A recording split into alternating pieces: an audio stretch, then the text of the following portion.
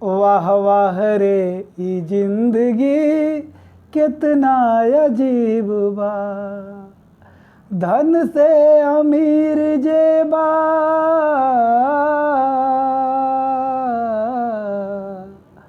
धन से अमीर जेबा, मन से गरीब बा। रंग जिंदगी के देखा कितना अजीब बा। जिंदगी के रंग कौन तरह बदल रहल बा, ई दिखावे खातिर हमरे लगे दो तस्वीर बा। पहला तस्वीर है गांव के। गांव में कैसे बदलाव होता, एके सुनी सबे। पक्की सड़किया 4G जहिया से गाँव आइल,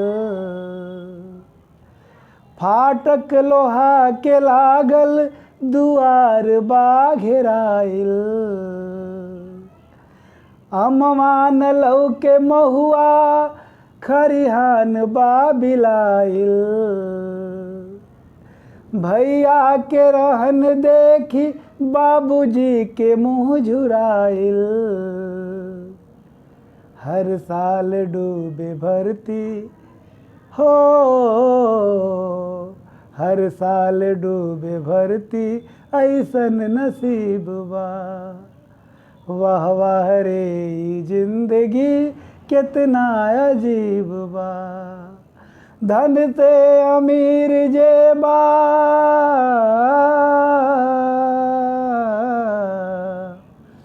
धन से अमीर जेबा, मन से गरीब बा। रंग जिंदगी की देखा कितना अजीब बा। वाह वाह रे जिंदगी कैसन नसीब बा।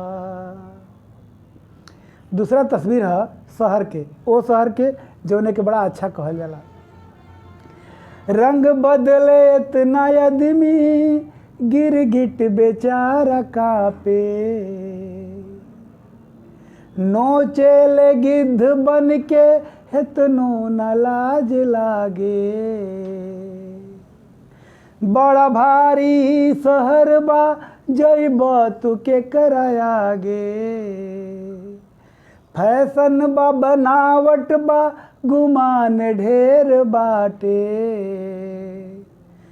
घुन लागल जिंदगी में हो, घुन लागल जिंदगी में घर ही हकीम बा। वाह वाह रे ई जिंदगी कैसन अजीब बा, धन से अमीर जेबा,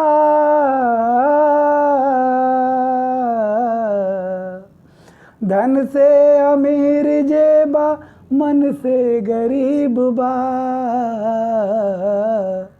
रंग जिंदगी के देखा कितना अजीब बा।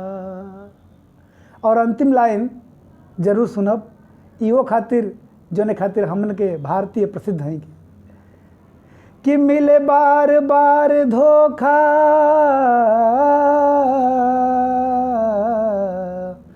दिल बार बार धोखा, तब वो यकीन बा। रंग जिंदगी के देखा कितना अजीब बा। वाह वाह रे ई जिंदगी कैसन नसीब बा।